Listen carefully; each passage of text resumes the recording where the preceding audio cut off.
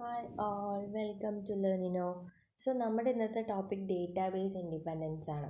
നമ്മൾ ലാസ്റ്റ് ക്ലാസ്സിൽ 3 സ്കീം ആർക്കിടെക്ചറാണ് കണ്ടിട്ടുണ്ടായിരുന്നത് അല്ലേ. അതിന് 2-3 നെയിംസ് ഉണ്ടെന്നൊക്കെ പറഞ്ഞിരുന്നു. വീഡിയോ കാണാത്തവർ അത് കാണാം. അപ്പോൾ ഡേറ്റാബേസ് ഇൻഡിപെൻഡൻസ് എന്ന് പറയുമ്പോഴും നമ്മൾ ഈ ഇൻഡിപെൻഡൻസ് എക്സ്പ്ലെയിൻ ചെയ്യാൻ യൂസ് ചെയ്യാൻ പോകുന്നത് ഈ 3 സ്കീം ആർക്കിടെക്ചർ തന്നെയാണ്. ഓക്കെ, അപ്പോൾ എന്താണ് ഇൻഡിപെൻഡൻസ് എന്നുള്ളത് ആദ്യം നമുക്ക് മനസ്സിലാക്കാം. അതായത് ഏതെങ്കിലും ഒരു ലെവലിൽ നമ്മൾ വരുത്തുന്ന ചേഞ്ചസ് അതിൻ്റെ അപ്പർ ലെവൽസിനെ ഒന്നും എഫക്റ്റ് ചെയ്യാത്ത രീതിയിൽ നമുക്ക് ചെയ്യാൻ പറ്റുന്ന ഒരു കൺസെപ്റ്റിനെയാണ് നമ്മൾ ഡേറ്റാബേസ് ഇൻഡിപെൻഡൻസ് എന്ന് പറയുക. ഓക്കെ, അതായത് നമ്മളുടെ നെക്സ്റ്റ് ഹയർ ലെവലിൻ്റെ സ്കീമിനോ അല്ലെങ്കിൽ വേറെ സ്ട്രക്ചേഴ്സിനോ ഒന്നും ഡിഫറൻസ് വരുത്താതെ നമ്മളുടെ ഇൻറ്റേർണൽ ലെവൽ അല്ലെങ്കിൽ കൺസെപ്ഷ്യൽ ലെവൽ അങ്ങനത്തെ അണ്ടർലൈങ് ലെവലിനെ നമ്മൾ ചേഞ്ചസ് വരുത്തുന്നതിനെയാണ് നമ്മൾ എന്ത് പറയുക, ഡേറ്റാബേസ് ഇൻഡിപെൻഡൻസ് എന്ന് പറയാം. അപ്പോൾ ഒരിക്കലും നമ്മൾ ഏതെങ്കിലും ഒരു ലെവലിൽ ചേഞ്ച് വരുത്തി കഴിഞ്ഞാൽ അത് നമ്മുടെ ഹയർ ലെവലിനെ എഫക്റ്റ് ചെയ്യാൻ പാടില്ല. ഓക്കെ, ഇനി വേറൊരു കാര്യം എന്താണെന്ന് വെച്ച് കഴിഞ്ഞാൽ നമ്മൾ ചേഞ്ച് വരുത്തുന്ന 2 ലെവൽസ് എന്ന് പറയുമ്പോൾ ഇൻറ്റേർണൽ ലെവലും കൺസെപ്ഷൻ ലെവലാണ്. എക്സ്റ്റേണൽ ലെവലിൽ യൂസേഴ്സ് അല്ലേ യൂസ് ചെയ്യുന്നത്, അപ്പോൾ അത് അത്ര ചേഞ്ച് വരുത്താനുള്ള ആ ഒരു ഇത് അവർക്ക് ഉണ്ടാവില്ല. ഓക്കെ, അപ്പോൾ നമുക്ക് മെയിനായിട്ട് വരുന്ന 2 ഇൻഡിപെൻഡൻസ് എന്ന് പറയുന്നത് ലോജിക്കൽ ഡേറ്റ ഇൻഡിപെൻഡൻസും ഫിസിക്കൽ ഡേറ്റ ഇൻഡിപെൻഡൻസും ആണ്. ഓക്കെ, അപ്പോൾ നമ്മൾ നെക്സ്റ്റ് നമ്മുടെ ആ ഡയഗ്രാം 3 സ്കീം ആർക്കിടെക്ചർ നോക്കുകയാണ്. നമുക്കറിയാം ഏറ്റവും താഴത്തെ ലെവലിനെ നമ്മൾ പറയുന്ന പേരാണ് ഫിസിക്കൽ ലെവൽ അല്ലെങ്കിൽ ഇൻറ്റേർണൽ ലെവൽ അല്ലേ. അതേപോലെ അതിൻ്റെ തൊട്ട് മേലത്തെ ലെവലിന് പറയുന്നതാണ് ലോജിക്കൽ ലെവൽ എന്ന് പറയുക. അതിൻ്റെ മേലത്തെയാണ് എക്സ്റ്റേർണൽ ലെവൽ. ഓക്കെ, അപ്പോൾ ഇതെല്ലാം നമ്മൾ കഴിഞ്ഞ ക്ലാസ്സിൽ ഡിസ്കസ് ചെയ്താണ്, ഈ ഒരു ഡയഗ്രാം വെച്ചിട്ട് എല്ലാം എക്സ്പ്ലെയിൻ ചെയ്തതാണ്. അപ്പോൾ ഇതിലിനി നമ്മൾ ഇൻഡിപെൻഡൻസ് എങ്ങനെയാണ് കൊണ്ടുവന്നിരിക്കുന്നത് എന്നുള്ളതാണ് പറയാൻ പോകുന്നത്. ഓക്കെ, സോ നമ്മൾ ഈ ഫിസിക്കൽ ലെവലിൽ എന്തെങ്കിലും ചേഞ്ചസ് വരുത്തുകയാണെങ്കിൽ ആ ചേഞ്ചസ് നമ്മുടെ ലോജിക്കൽ ലെവലിൽ എഫക്റ്റ് ചെയ്യാൻ പാടില്ല. ലോജിക്കൽ ലെവലിലുള്ള എന്താ പറയുക സ്കീമിനെ എഫക്റ്റ് ചെയ്യാൻ പാടില്ല. ഓക്കെ, അതിനെയാണ് നമ്മൾ ഫിസിക്കൽ ഡേറ്റ ഇൻഡിപെൻഡൻസ് എന്ന് പറയാം. ഓക്കെ, അതിനെയാണ് നമ്മൾ ഫിസിക്കൽ ഡേറ്റ ഇൻഡിപെൻഡൻസ് എന്ന് പറയുന്നത്. അപ്പോൾ പേര് മാറിപ്പോകരുത്. ഫിസിക്കൽ ലെവലിൽ ചേഞ്ചസ് വരുത്തുന്നതിനെയാണ് നമ്മൾ എന്ത് പറയുക, ഫിസിക്കൽ ഡേറ്റ ഇൻഡിപെൻഡൻസ് എന്ന് പറയാം. ഓക്കെ, ഇനി നമ്മൾ ലോജിക്കൽ ലെവലിൽ എന്തെങ്കിലും ചേഞ്ചസ് വരുത്തുമ്പോൾ നമ്മൾ എക്സ്റ്റേർണൽ ലെവലിലൊന്നും ചേഞ്ച് വരാൻ പാടില്ല, അല്ലെങ്കിൽ അതിനെ അതിൻ്റെ ഒരു വർക്കിംഗ് എഫക്റ്റ് ആവാതിരിക്കാനാണ് നമ്മൾ എന്ത് ചെയ്യുക, ലോജിക്കൽ ലെവൽ ഇൻഡിപെൻഡൻസ് എന്ന് പറയാം, അല്ലെങ്കിൽ ലോജിക്കൽ ഡേറ്റ ഇൻഡിപെൻഡൻസ് എന്ന് പറയാം. ഓക്കെ, അപ്പോൾ നമുക്ക് 2 ഇൻഡിപെൻഡൻസ് ഉണ്ട്, ഫിസിക്കൽ ഡേറ്റ ഇൻഡിപെൻഡൻസും ലോജിക്കൽ ഡേറ്റ ഇൻഡിപെൻഡൻസും. ഓക്കെ, അതിൽ നമ്മുടെ ഫിസിക്കൽ ഡേറ്റ ഇൻഡിപെൻഡൻസിൽ വരുന്നതാണ് എന്ത്, ഫിസിക്കൽ ലെവലിൽ എന്തെങ്കിലും ചേഞ്ച് വരുത്തി കഴിഞ്ഞാൽ അതിന് ലോജിക്കൽ ലെവൽ സ്കീമിനെ ചേഞ്ച് വരുത്താൻ പാടില്ല.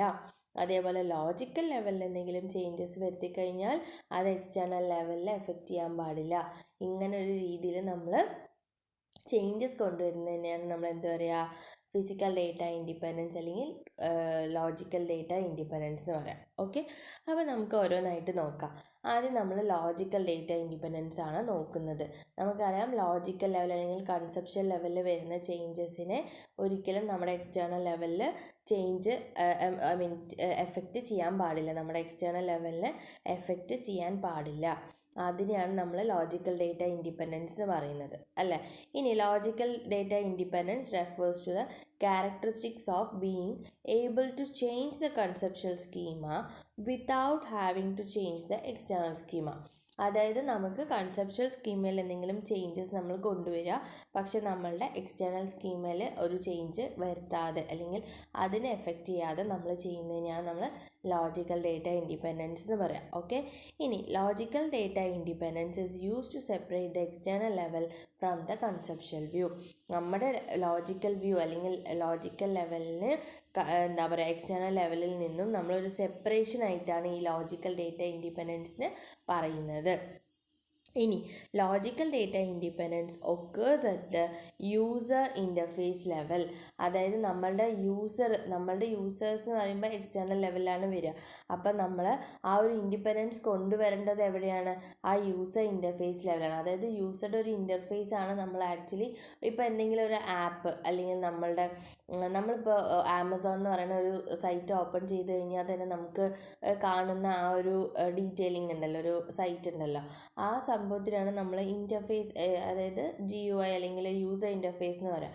അപ്പോൾ നമ്മൾ അവിടെ എന്തെങ്കിലും ടൈപ്പ് ചെയ്യുന്ന സമയത്ത് നമ്മൾ ഈ കൺസെപ്ച്വൽ ലെവലിൽ എന്തെങ്കിലും ചേഞ്ച് വരുത്തിയാലും ഒരിക്കലും നമ്മളുടെ സ്ക്രീനിൽ വരുന്ന ആ ഒരു വ്യൂവിൽ ഒന്നും ചേഞ്ചസ് വരാൻ പാടില്ല. ഓക്കെ, അതിനാണ് നമ്മൾ എന്ത് പറയുക, ലോജിക്കൽ ഡേറ്റ ഇൻഡിപെൻഡൻസ് പറയാം. ഇനിയിപ്പോൾ എക്സാമ്പിൾ പറയുകയാണെങ്കിൽ combining 2 records into 1, splitting record into 2 separate records. ഇതെന്ത് ഇങ്ങനെ പറയണമെന്ന് വെച്ച് കഴിഞ്ഞാൽ, നമുക്കറിയാം നമ്മളുടെ ഡേറ്റാബേസ് എന്ന് പറയുമ്പോൾ കളക്ഷൻ ഓഫ് ടേബിൾസ് ആണ് അല്ലേ, കളക്ഷൻ ഓഫ് ടേബിൾസ് അല്ലെങ്കിൽ കളക്ഷൻ ഓഫ് റിലേഷൻസ് ആണ്. സോ നമുക്കറിയാം നമ്മളുടെ നമ്മളുടെ ഡേറ്റാബേസിൽ കുറേ ടേബിൾസ് ഉണ്ടാവും. ഇപ്പോൾ ഒരു എക്സാമ്പിൾ പറയുകയാണെങ്കിൽ ഇതൊരു ടേബിളാണെന്ന് വിചാരിക്കാം. ഇതിൽ കുറച്ച് ഫീൽഡ് ഉണ്ട്, ഇതിലും കുറച്ച് ഫീൽഡ് ഉണ്ട്. ഇപ്പോൾ ഇതിൽ ABC, ഞാനിപ്പോൾ ഒരു എക്സാമ്പിളിന് വേണ്ടി ഇത് ABC, ഇത് EFG എന്ന് പറഞ്ഞിട്ട് നമ്മൾ ആട്രിബ്യൂട്ട്സ് ഒക്കെ വെക്കുകയാണെങ്കിൽ നമ്മൾ ഡീറ്റെയിൽഡായിട്ട് പഠിക്കും. റിലേഷണൽ ഡേറ്റാബേസ് എന്താണെന്നുള്ളത് ആണ് ഈ ഒരു സബ്ജക്റ്റേ വരുന്നത്. അപ്പോൾ നമ്മളിത് ഡീറ്റെയിലായിട്ട് നോക്കും. പക്ഷെ ഇപ്പോൾ ഒരു എക്സാമ്പിൾ പറയുകയാണെന്നുണ്ടെങ്കിൽ നമ്മൾ ഈ ABC ഇവിടെ ഉണ്ട്, EFG ഉണ്ട്. ഇത് നമ്മൾ കമ്പൈൻ ചെയ്യുന്ന സമയത്ത് എന്തെങ്കിലും ഒരു രീതിയിൽ നമ്മൾ കമ്പൈൻ ചെയ്യും. നമ്മൾ ഫോറിൻ കീ ഒക്കെ യൂസ് ചെയ്ത് കമ്പൈൻ ചെയ്യും. ഇനി അഥവാ അങ്ങനത്തെ കോമ്പിനേഷൻ അല്ല, നമുക്ക് ഇത് വേണമെങ്കിൽ ഒറ്റ ടേബിളാക്കി മാറ്റുകയാണെന്ന് വിചാരിക്കാം. ഓക്കെ, അതായത് ABC, EFG ഇതെല്ലാം ഒരൊറ്റ ടേബിളിൽ വരുന്ന രീതിക്ക് നമ്മൾ ചെയ്യുകയാണെന്ന് വെച്ച് കഴിഞ്ഞാൽ എങ്ങനെയായിരിക്കും? നമുക്ക് ഈ എല്ലാ ആട്രിബ്യൂട്ട്സ് അതിലുണ്ടോ? ഉണ്ട് അല്ലേ. ഈ ABC ഉണ്ട്, EFG ഉണ്ട്. അപ്പോൾ ഇതിൽ എന്തെങ്കിലും നമ്മൾ വരുത്തുന്ന ചേഞ്ചസ് ഒരിക്കലും നമ്മുടെ എക്സ്റ്റേണൽ ലെവലിൽ ചേഞ്ച് വരുത്തില്ല. അപ്പോൾ എക്സ്റ്റേണൽ ലെവൽ എക്സാമ്പിൾ പറയുകയാണെന്നുണ്ടെങ്കിൽ നമ്മുടെ എക്സ്റ്റേണൽ ലെവലിൽ ഇപ്പോൾ നോക്കുക, ഇങ്ങനെ ഒരു സ്ക്രീൻ ഉണ്ട്. ഇതിൽ നെയിം ചോദിച്ചു, ഇതിൽ ഏജ് ചോദിച്ചു, ഇവിടെ അഡ്രസ്സും ചോദിക്കുകയാണെന്ന് വിചാരിക്കുക. ഓക്കെ, അപ്പോൾ നമ്മൾ ഇതിനെ ഡേറ്റാബേസ് ആയിട്ട് അല്ലെങ്കിൽ ടേബിളായിട്ട് സേവ് ചെയ്യുമ്പോൾ നമ്മൾ ഒരു ടേബിൾ എടുത്തു, ഇതിൽ നെയിമും ഉണ്ട് ഏജും ഉണ്ട്. ഓക്കെ, വേറൊരു ടേബിളിൽ അഡ്രസ്സ് ഉണ്ട് വിചാരിക്കുക. ഫോർ എക്സാമ്പിൾ ഇങ്ങനെയാണ് നമ്മൾ 2 ടേബിൾ. അപ്പോൾ നമ്മൾ ഇത് രണ്ടും കൂടെ കമ്പൈൻ ചെയ്തിട്ട് ഒരു ടേബിളിലാക്കിയിട്ട് മാറ്റുകയാണ്. അതായത് നെയിമും അഡ്രസ്സ്, ഫോൺ നമ്പറും അഡ്രസ്സും, അങ്ങനെ എന്താണ് 3 ആട്രിബ്യൂട്ട്സ് കൊടുത്തത്? ഏജ് ആണല്ലേ ഇവിടെ പറഞ്ഞത്. അപ്പോൾ ഏജും അഡ്രസ്സും ഈ 3 കൂടെ ഈ ഒരു ടേബിളാക്കുകയാണ്. ഇതിൽ എന്തെങ്കിലും ഒരു ഡിഫറൻസ് നമ്മുടെ ഈ സ്ക്രീനിൽ വരത്തേണ്ട ആവശ്യമുണ്ടോ? ഇവിടെ നെയിം ചോദിക്കുന്നുണ്ട്, ഇവിടെ ഏജ് ചോദിക്കുന്നുണ്ട്, ഇവിടെ അഡ്രസ്സ് ചോദിക്കുന്നുണ്ട്. ഇതേ സംഭവം നമ്മൾ 2 ടേബിളിൽ സേവ് ചെയ്താലും ഒരു ടേബിളിൽ സേവ് ചെയ്താലും എല്ലാം ഒന്ന് തന്നെയാണ്. മനസ്സിലാവുന്നുണ്ടോ? അപ്പോൾ അതാണ് കമ്പൈൻ ചെയ്യുമ്പോൾ ചേഞ്ചസ് വരുന്നില്ല എന്നുള്ളത് പറയുന്നത്. അതേപോലെ ഒരു റെക്കോർഡിനെ നമ്മൾ 2 റെക്കോർഡായിട്ട് സെപ്പറേറ്റ് ആയിട്ട് 2 ടേബിൾസിലാക്കി കൊടുത്താലും കാര്യമില്ലല്ലോ. മനസ്സിലാകുന്നുണ്ടോ?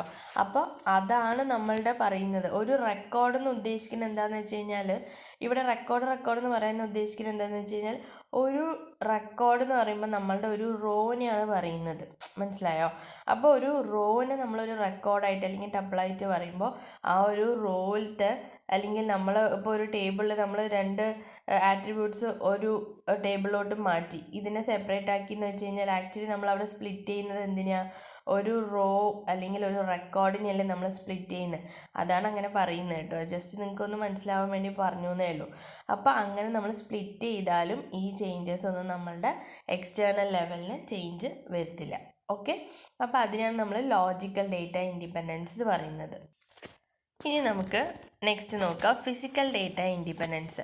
നമുക്കറിയാം ഫിസിക്കൽ ഡേറ്റ ഇൻഡിപെൻഡൻസ് എന്ന് പറഞ്ഞു കഴിഞ്ഞാൽ നമ്മുടെ ഇൻറ്റേർണൽ അല്ലെങ്കിൽ ഫിസിക്കൽ സ്കീമേനെ ചേഞ്ച് വരുത്തും. പക്ഷെ നമുക്ക് കൺസെപ്ച്വൽ സ്കീമയിൽ ചേഞ്ച് വരുത്തേണ്ട ആവശ്യമില്ല. ഓക്കെ, നമുക്കറിയാം ഫിസിക്കൽ ലെവലിൽ ആക്ച്വലി എന്താ ചെയ്യുക? ഫിസിക്കലായിട്ടുള്ള സ്റ്റോറേജ് ഓഫ് ഡേറ്റാബേസാണ് നമ്മൾ സംസാരിക്കുന്നത് അല്ലേ. അപ്പോൾ നമുക്ക് അതിലെന്തെങ്കിലും ചേഞ്ച് വരുത്തി കഴിഞ്ഞാൽ കൺസെപ്ഷൻ ലെവലിൽ അല്ലെങ്കിൽ ടേബിൾ ഉണ്ടാക്കുമ്പോൾ ആ ഒരു സംഭവങ്ങളൊന്നും ചേഞ്ച് വരുത്താതെ തന്നെ നമുക്ക് ഫിസിക്കൽ സ്റ്റോറേജ് മാറ്റുക എന്നുള്ളത്. ഇത് പിന്നെ കുറച്ചും കൂടെ നിങ്ങൾക്ക് മനസ്സിലാക്കാൻ എളുപ്പമാണ്. ഇപ്പോൾ ലോജിക്കൽ ലെവൽ ചേഞ്ച് വരുത്തിയിട്ട് എക്സ്റ്റേണൽ ലെവൽ എന്ന് പറയുമ്പോൾ നമുക്ക് ചിലപ്പോൾ ലോജിക്കൽ ഡേറ്റ ഇൻഡിപെൻഡൻസ് ഒരു കൺഫ്യൂഷൻ വരാം. അതാണ് ഞാൻ കുറച്ച് ഡീറ്റെയിൽഡ് ആയിട്ട് പറഞ്ഞത്. ആ ടേബിൾ കൺസ്ട്രക്ഷനും എങ്ങനെയാണ് ആ മേർജിങ്ങും സംഭവങ്ങളൊക്കെ എന്ന് വെച്ചിട്ട്. ഫിസിക്കൽ ഡേറ്റ ഇൻഡിപെൻഡൻസ് നമ്മളെല്ലാവരും ആക്ച്വലി ചെയ്യുന്ന സംഭവം തന്നെയാണ്. ഇപ്പം നമ്മൾ എന്തെങ്കിലും ഒരു ഡേറ്റ ഉണ്ട്, നമ്മളൊരു ഫയല് നമ്മൾ ചിലപ്പോൾ എന്ത് ചെയ്യും, ചിലപ്പോൾ സി ഡ്രൈവിലുള്ളൊരു ഫയൽ തൂക്കിയിട്ട് ചിലപ്പോൾ അത് ഡി ഡ്രൈവിലിട്ട് വെക്കും. ആ ഫിസിക്കൽ സ്റ്റോറേജ് മാറ്റുന്നത് കൊണ്ട് നമ്മൾ അതിലത്തെ ഡേറ്റയോ ആ ഉള്ള ഫയലിലുള്ള എന്തെങ്കിലും ഡേറ്റയിൽ എന്തെങ്കിലും ചേഞ്ച് വരുന്നുണ്ടോ, നമ്മൾ ജസ്റ്റ് ആ സ്റ്റോറേജല്ലേ മാറ്റുന്നുള്ളൂ അല്ലേ. അപ്പോൾ ആ ഒരു എക്സാമ്പിൾ തന്നെ നമുക്ക് മതി ഫിസിക്കൽ ഡേറ്റ ഇൻഡിപെൻഡൻസ് ഉള്ള കാര്യം മനസ്സിലാക്കാൻ. അപ്പോൾ നമുക്കറിയാം, ഒന്നും കൂടെ പറയാം, നമുക്കത് വായിച്ച് പറയാം. അപ്പോൾ നിങ്ങൾക്ക് കുറച്ചും കൂടെ എന്താ പറയുക, ആ ഓരോന്നും എഴുതിയത് നിങ്ങൾക്ക് ഓർത്ത് വെക്കാൻ പറ്റും. Physical data independence can be defined as capacity to change the internal schema without having to change the conceptual schema അല്ലേ. കൺസെപ്ച്വൽ സ്കീമയിൽ ചേഞ്ച് വരുത്താതെ നമ്മുടെ ഫിസിക്കൽ ലെവലിൽ ചേഞ്ച് വരുത്തുന്നതിനാണ് നമ്മൾ ഫിസിക്കൽ ഡേറ്റ ഇൻഡിപെൻഡൻസ് പറയുന്നത്. ഓക്കെ, ഇനി physical data independence occurs at the logical interface level ആണല്ലോ. അതായത് ഒന്ന് ഓർക്കുക, ഇത് ചിലപ്പോൾ നിങ്ങൾക്ക് കൺസെപ്റ്റ് വൈസ് നമുക്ക് മനസ്സിലായില്ലെങ്കിലും, അതായത് ആ ഒരു പേര് കിട്ടിയില്ലെങ്കിലും ലോജിക്കൽ ലെവലിൽ ആണ് നമ്മൾ ചേഞ്ച് വരുത്താതിരിക്കാൻ ശ്രമിക്കുന്നത് അല്ലേ, ഫിസിക്കൽ ചെയ്യുമ്പോൾ. അപ്പോൾ അതിൻ്റെ ആ ഒരു സംഭവം, ആ ഒരു ഡേറ്റ ഇൻഡിപെൻഡൻസ് എവിടെയാണ് വരുന്നത് എന്നുള്ളത് ഓർത്ത് വയ്ക്കാൻ ലോജിക്കൽ ലെവലിലായിരിക്കും എന്നുള്ളത് ഓർത്ത് വയ്ക്കുക. അതായത് നമ്മൾ ഏത് ലെവലിനെയാണോ പ്രൊട്ടക്റ്റ് ചെയ്യുന്നത് ആ ലെവലിലായിരിക്കും ആക്ച്വലി അതിൻ്റെ ഒരു ഇൻ്റർഫേസ് ആയിട്ടായിരിക്കും നമ്മൾ അവിടെ ആയിരിക്കും അപ്ലൈ ചെയ്യുക ഈ ഇൻഡിപെൻഡൻസ്. ഓക്കെ, അപ്പോൾ അതുകൊണ്ടാണ് ഇങ്ങനെ പറയുന്നത്. അതായത് physical data independence occurs at logical interface level. അതായത് നമ്മളുടെ ലോജിക്കൽ ഇൻ്റർഫേസ്, ലോജിക്കൽ ഡേറ്റയും ലോജിക്കൽ ലെവലും ഫിസിക്കൽ ലെവലും ഇടയിലുള്ള ഒരു ഇൻ്റർഫേസ് ഇല്ലേ, അവിടെയാണ് ഈ ഫിസിക്കൽ ഡേറ്റ ഇൻഡിപെൻഡൻസ് നടക്കുന്നത്. ഓക്കെ, അപ്പോൾ അതാണ് അവർ പറയുന്നത്. ഇനി നെക്സ്റ്റ് ഇതിൻ്റെ എക്സാമ്പിൾ നോക്കുകയാണെന്നുണ്ടെങ്കിൽ changing encryption method, data encryption techniques, data compression techniques etcetera. എന്താണത്? നമുക്കറിയാം എൻക്രിപ്ഷൻ കുറേ മെത്തേഡ്സ് ഉണ്ട്. നമുക്ക് അത് ഏതെങ്കിലും എൻക്രിപ്ഷൻ ആയിരിക്കും നമ്മൾ ചെയ്യുക.